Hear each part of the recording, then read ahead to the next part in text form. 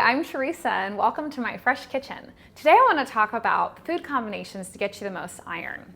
Iron is an essential mineral in your body because it's responsible for getting oxygen to your cells to create energy. If you don't have enough iron in your body, energy production slows down, which can make you tired, lethargic, and can decrease your immune system. If your iron levels stay too low for too long, you develop a condition called anemia. Consuming enough iron and absorbing enough iron are two totally different stories.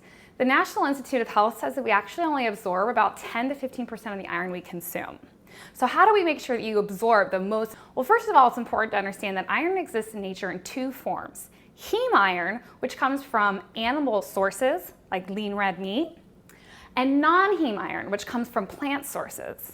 The heme iron is much easier for your body to absorb because it's similar in structure.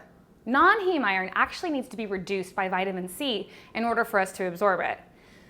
We also know that if you consume non-heme and heme iron together, it can triple your iron absorption.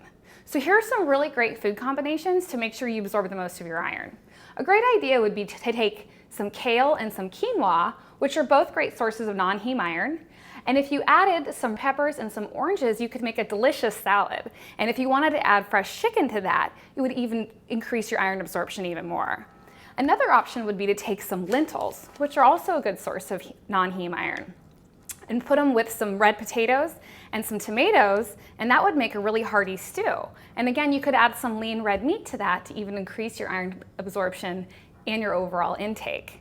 Another great option would be oatmeal. Oatmeal is a great source of non-heme iron, and if you added some fresh berries to that, it would increase the vitamin C.